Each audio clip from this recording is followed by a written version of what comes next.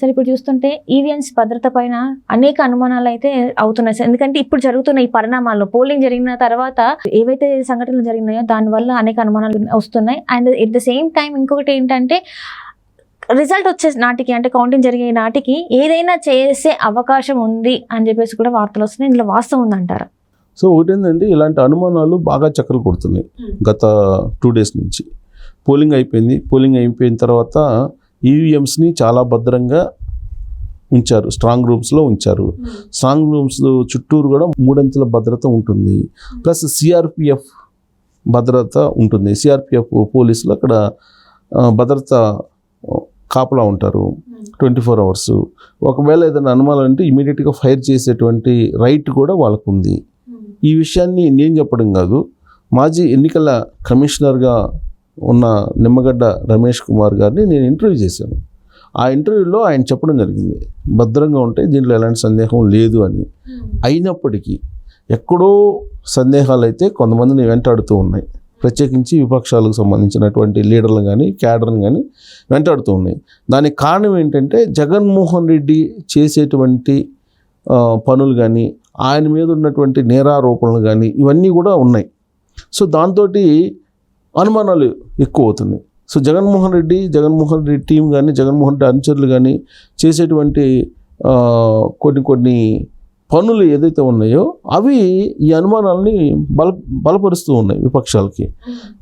Drugs తీసుకున్నాము, డ్రగ్స్కి సంబంధించి కానీ లేదంటే హవాలా బిజినెస్ కానీ లేదంటే ఈ కంటైనర్లో డబ్బులు తరలించడం కానీ ఇవన్నీ కూడా వైఎస్ఆర్ కాంగ్రెస్ పార్టీ చుట్టూనే తిరిగినాయి. ఎందుకు కారణం ఏంటంటే గంజాయి, డ్రగ్స్ ఇవన్నీ కూడా 2019 నుంచి ఎక్కువైపోయినాయి ఆంధ్రప్రదేశ్లో అనేది వస్తున్నటువంటి ప్రచారం.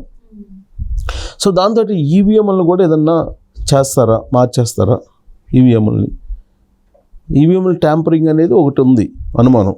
దాని మీద సుప్రీంకోర్టు దాని మీద క్లారిటీ ఇచ్చేటువంటి ప్రయత్నం చేసింది. ట్యాంపరింగ్ అనేది సాధ్యం కాదు, ఇన్ని భద్రతా ప్రమాణాలు తీసుకుంటున్నాము అని చెప్పి. అలాగే ఈ ఎన్నికల్లో కూడా గతానికంటే ఈసారి కొంత చూసుకోవడానికి బటన్ నొక్కగానే ఏ సింబల్కి నువ్వు ఓటేసావు అనేది డిస్ప్లే కూడా కొంచెం ఎక్కువ డ్యూరేషన్ పెంచారు. సో భద్రతా ప్రమాణాలను పెంచడానికి ట్యాంపరింగ్ అనేది లేదు అని చెప్పడానికి సుప్రీంకోర్టు ఇచ్చిన గైడెన్స్ ప్రకారం జరిగింది. అయితే ఇక్కడ ట్యాంపరింగ్ కాకుండా ఈవీఎంలను రీప్లేస్ చేస్తారేమో, ఈవీఎంలను రీప్లేస్ చేసే అవకాశం ఉందా, మార్చేసే అవకాశం ఉందా అనేటువంటి అనుమానాలు ఉన్నాయి. ఆ అనుమానాలు తగ్గట్టు గుంటూరులో భద్రపరిచినటువంటి ఈవీఎంలు స్ట్రాంగ్ రూమ్కి పక్కనే ఆనుకొని ఉన్నటువంటి ఒక ఫంక్షన్ హాల్లో వైఎస్ఆర్ కాంగ్రెస్ పార్టీకి సంబంధించినటువంటి వాళ్ళు 2 రోజుల క్రితం ఫంక్షన్ ఏదో చేసుకున్నారు. దానికి ఇంటెలిజెన్స్ మాజీ చీఫ్గా ఉన్నటువంటి ఒక ఐపీఎస్ అధికారి, అలాగే ఎస్ఎస్జి గ్రూప్కు సంబంధించినటువంటి ఒక ఆఫీసర్కు సంబంధించినటువంటి వాళ్ళు కూడా హాజరయ్యారు. వాళ్ళ ఆధ్వర్యంలో ఇదంతా నడిచింది. అక్కడ వైఎస్ఆర్ కాంగ్రెస్ పార్టీకి సంబంధించినటువంటి డీజే పాటలు పెట్టుకొని ఎంజాయ్ చేశారు అనేటువంటి న్యూస్ ఇప్పుడు వాట్సాప్ యూనివర్సిటీలో చక్కర్లు కొడుతుంది. అయితే ఇక్కడ పక్కనే ఎందుకు పెట్టుకున్నారు, అనేకమైనవి ఉన్నాయి, అనేకమైన ఫంక్షన్ హాల్స్ ఉన్నాయి అని, కానీ స్ట్రాంగ్ రూమ్ పక్కన ఎందుకు పెట్టుకున్నారు? ఒకవేళ డీజే సాంగ్స్ పెట్టి ఆ హడావుడిలో ఈవీఎంలను ఏమైనా రీప్లేస్ చేశారా, లేదంటే ఈవీఎంలను ఏమైనా మార్చేటువంటి ప్రయత్నం చేశారా, దానికి సంబంధించిన టెక్నాలజీ ఏమైనా ఉందా అనేటువంటి అనుమానాలు ఉన్నాయి. ఎందుకంటే ఫోన్ ట్యాపింగ్ వ్యవహారం బయటకు వచ్చింది. ఇజ్రాయెల్ నుంచి కొన్ని ఎక్విప్మెంట్ తీసుకొచ్చింది ఆంధ్రప్రదేశ్ ప్రభుత్వం కూడా అనేటువంటి ఆరోపణలు కూడా ఉన్నాయి. ఇప్పుడు తెలంగాణలో విచారణ సందర్భంగా, ఫోన్ ట్యాపింగ్ విచారణ సందర్భంగా ఆంధ్రప్రదేశ్ వ్యవహారం కూడా వచ్చింది ఫోన్ ట్యాపింగ్ సంబంధించి.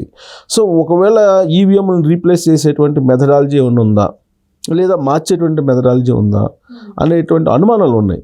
గత 2 రోజుల నుంచి కూడా మే 11 పోలింగ్ అయిపోయింది, జూన్ 4 కౌంటింగ్.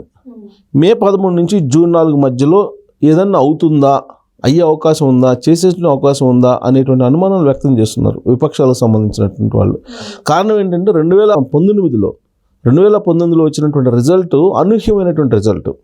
అప్పుడు కూడా ఇలాంటి అనుమానం వచ్చింది, ఈవీఎంస్ని మార్చేశారు, తర్వాత ఈవీఎంలో ఏదో మ్యానిపులేట్ చేశారు అనేటువంటి అనుమానాలు అప్పుడు కూడా వ్యక్తం చేశారు.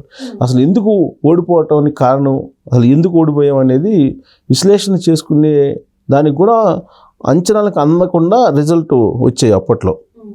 సో అప్పుడు కూడా ఇలాంటి అనుమానాలు ఉన్నాయి. ఇప్పుడు ఏంటంటే ఆ రిజల్ట్ని బేస్ చేసుకొని ఇప్పుడు అసలు ఈ మధ్యకాలంలో మే 13 నుంచి జూన్ 4 వరకు మధ్యలో ఏమైనా చేస్తారా వైసీపీ సంబంధించినటువంటి వాళ్ళు కొంతమంది.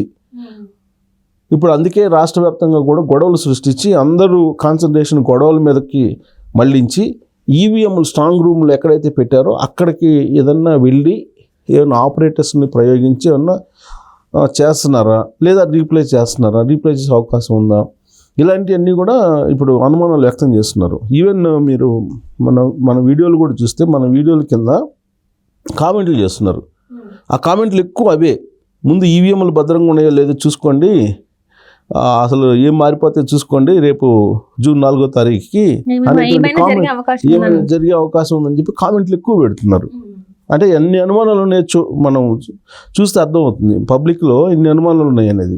అంటే మే 13 జరిగినటువంటి పోలింగ్ని బేస్ చేసుకుంటే కూటమి ఖచ్చితంగా 100% అధికారంలోకి వస్తుంది, జగన్మోహన్ రెడ్డి ప్రభుత్వం మారబోతుంది అనేది క్లారిటీ వచ్చేసింది చాలామంది క్లారిటీ వచ్చేసి చాలామంది కూడా అదే చెప్తున్నారు. కానీ జగన్మోహన్ రెడ్డి ఐపాక్ ఆఫీస్కి వెళ్ళి ఐపాక్ ఆఫీస్లో ఆయన చేసినటువంటి ప్రకటన ఏదైతే ఉందో అది ఈవీఎంలు ఏమైనా మార్చబోతున్నారా, లేకపోతే గత ఎన్నికల కంటే ఎక్కువగా ఎలా వస్తాయని చెప్పి ఇతను చెప్తున్నాడు. 2019 కంటే కూడా ఎక్కువ వస్తాయి, 153 కన్నా 51 కన్నా ఎక్కువ వస్తాయి, 23 ఎంపీల కన్నా ఎక్కువ వస్తాయి అని చెప్తున్నాడు. అంటే ఈవీఎంలు ఏమైనా మార్చే ప్రయత్నం ఏమైనా చేస్తున్నారా, ఈవీఎంలు మారుస్తున్నారా అనేటువంటి కామెంట్స్ ఎక్కువైనాయి ఇప్పుడు కామెంట్స్. సో దీనికి కారణం ఏంటంటే జగన్మోహన్ రెడ్డికి సంబంధించినటువంటి సేవకులుగా ఉన్నట్టు కొంతమంది పోలీస్ ఆఫీసర్స్ ఉన్నారని చాలా కాలంగా వినిపిస్తుంది. పోలీసులు ఉంటే కనుక ఏదో అంటారు కదా, కంచె చేను మేసిందని. కంచె చేను మేసిన చందంగా రక్షించాల్సినటువంటి పోలీసులు, భద్రత కల్పించాల్సినటువంటి పోలీసులే జగన్మోహన్ రెడ్డి వైపు ఉన్నప్పుడు సమాజం ఏం చేయలేదు, ఏం చేసే పరిస్థితి కూడా ఉండదు. ఈ మధ్యకాలంలో నేను ఒక సీనియర్ జర్నలిస్ట్ని ఇంటర్వ్యూ చేసినప్పుడు సీతారామరాజు గారిని, జగన్మోహన్ రెడ్డి ఒక డయర్ లాగా పరిపాలించారు, ఒక డయర్ లాగా ఉండి మొత్తం పోలీస్ యంత్రాంగాన్ని తమ వైపు తిప్పుకొని అతను చేశాడనే కామెంట్ ఆయన చేశాడు. ఆల్రెడీ ఆయన ఇంటర్వ్యూ కూడా అప్లోడ్ చేయడం జరిగింది, ఇంటర్వ్యూలో ఉంది అది. అంటే ఐఏఎస్లు ఎవరైతే ఉన్నారో వాళ్ళకు ఉన్నటువంటి రైట్స్ని కాదని కొంతమంది జగన్మోహన్ రెడ్డికి బెండ్ అయిపోయారు. దాని కారణంగానే ప్రైవేట్ సైన్యంలాగా వాళ్ళు వ్యవహరిస్తున్నారు. వాళ్ళే ప్రైవేట్ సైన్యంగా మారినప్పుడు ఎనీథింగ్ పాసిబుల్. రక్షించాల్సినటువంటి వాళ్ళు, భద్రత కల్పించాల్సినటువంటి వాళ్ళే సహకారం దానికి అందిస్తుంటే భగ్నం చేయడానికి, రక్షణకి భద్రతకి ఇంకెవరు చేస్తారు? అందుకే ఇప్పుడు ఈ సందేహాలు ఎక్కువగా ఉన్నాయి. దానికి ఉదాహరణ ఏంటి మనం తీసుకుంటే పొంగునూరు సంఘటన తీసుకోవచ్చు, ఏజెంట్లను కిడ్నాప్ చేయటం. అలాగే పులివర్తి నాని తిరుపతి ఎమ్మెల్యే క్యాండిడేట్, అతన్ని హత్యాయత్నం చేశారు. అతను వెళ్తుంటే అతను కారు బాల్ కొట్టారు సుత్తితోటి, అలాగే రాడ్లతోటి, కత్తులతోటి ఎమ్మడబడిన సందర్భంగా అక్కడ డిఎస్పీ చైతన్య అని అతను సపోర్ట్ చేశారు వైఎస్ఆర్ కాంగ్రెస్ పార్టీకి అనేది ఆయన మీద ఉన్నటువంటి ఆరోపణ. అసలు ఈ చైతన్య అని అతను ఎవరు? చైతన్య అని అతను వైఎస్ఆర్ కాంగ్రెస్ పార్టీకి ఎందుకు పనిచేస్తున్నారు? దాదాపు 2 రోజుల నుంచి నిన్నటి నుంచి ఆయన చుట్టూనే తిరుగుతున్నాయి న్యూస్. డిఎస్పీగా ఉన్నారు ఆయన. డిఎస్పీగా ఉన్నటువంటి ఆయనే అక్కడ వైఎస్ఆర్ కాంగ్రెస్ పార్టీ వాళ్ళు తెలుగుదేశం పార్టీ ఎమ్మెల్యే క్యాండిడేట్ని కొడుతుంటే హత్య చేయడానికి ప్రయత్నం చేస్తుంటే ఆయన కంప్లీట్గా వదిలిపెట్టేశారు. లా అండ్ ఆర్డర్ని కంప్లీట్గా వదిలిపెట్టి వైఎస్ఆర్ కాంగ్రెస్ పార్టీలో చేరి వైఎస్ఆర్ కాంగ్రెస్ పార్టీ క్యాడర్ని ఉసిగొలుపుతూ ఆయనే ప్రోత్సహిస్తున్నాడు అనేది ఆయన మీద ఉన్నటువంటి ఆరోపణ. చైతన్య, డిఎస్పీ చైతన్య అతను. ఆయన చుట్టూ ఇప్పుడు ఆయన గురించి అసలు న్యూసే వస్తున్నాయి ఇప్పుడు. ఎందుకంటే ఆల్రెడీ ఆయన హాస్పిటల్లో ఉన్నాడు, ఎమ్మెల్యే క్యాండిడేట్ పేరు నాని అనుకుంటా. సో ఆయన హాస్పిటల్లో ఉండి ప్రాణాపాయ స్థితుల నుంచి బయటపడుతున్నాడు, పులివర్తి నాని. సో ఆయన్ని అసలు ఆ దాడి జరగడానికి కారణం, అలాగే ఆడ గన్మెన్ మీద హత్యాయత్నం చేశారు. గన్మెన్ మీద హత్యాయత్నం చేసిన ఫైరింగ్ చేయలేదు ఆయన. కారణం ఏంటంటే అక్కడ డిఎస్పీ ఆర్డర్స్ ఇవ్వాలి కదా. సో డిఎస్పీ ఆర్డర్ లేదు. డిఎస్పీఏ ప్రోత్సహిస్తున్నటువంటి సమయం, అలాంటి సిచ్యువేషన్ ఉన్నప్పుడు కింద సిబ్బంది ఏం చేయగలరు? సో రాష్ట్ర వ్యాప్తంగా కూడా ఇలాంటి పరిస్థితి ఉంది కాబట్టి, చైతన్య లాంటి పోలీస్ ఆఫీసర్స్ ఉన్నారు కాబట్టి ఈవీఎంలు ఏమైనా మారే అవకాశం ఉందేమో, జగన్మోహన్ రెడ్డి ఏదైతే ప్రకటించారో ఆ దిశగా వస్తాయా అనేటువంటి ఇంకొక ఆందోళన మొదలైంది ఆంధ్రప్రదేశ్లో పబ్లిక్లో.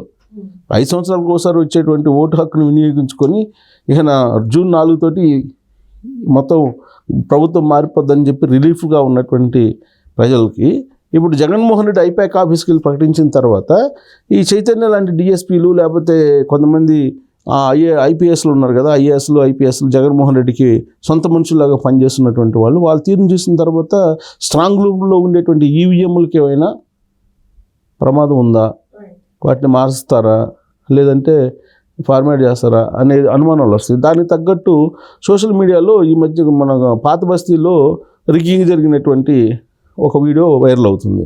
అలాగే మధ్యప్రదేశ్లోనో రాజస్థాన్లో సంథింగ్ ఎక్కడో అక్కడ డైరెక్ట్గా అసలు ఈవీఎంలని వ్యాన్లో వేసుకుని వెళ్ళిపోతున్నారు. ఇంకొక వీడియో ఏంటంటే స్ట్రాంగ్ రూమ్లోకి ఎంటర్ అయ్యి కొంతమంది వాళ్ళు తెచ్చినటువంటి ఈవీఎంలను అక్కడ పెట్టేసి ఈవీఎంలను తీసుకెళ్ళిపోతున్నారు. ఇలాంటి వీడియోలు సర్క్యులేట్ అవుతున్నాయి. ఈ వీడియోలు సర్క్యులేట్ అవుతున్నటువంటి క్రమంలో ఆంధ్రప్రదేశ్లో ఉండేటువంటి జగన్మోహన్ రెడ్డి ప్రభుత్వం ఏం చేస్తుంది అనేది కొంత అవగాహన ఉంది కాబట్టి అక్కడ ప్రజలకి అనుమానాలు బలపడిపోతున్నాయి, అనుమానాలు వ్యక్తం చేస్తున్నారు. సో దానికి కారణం ఏంటంటే చైతన్య లాంటి పోలీసులు ఉండటమే.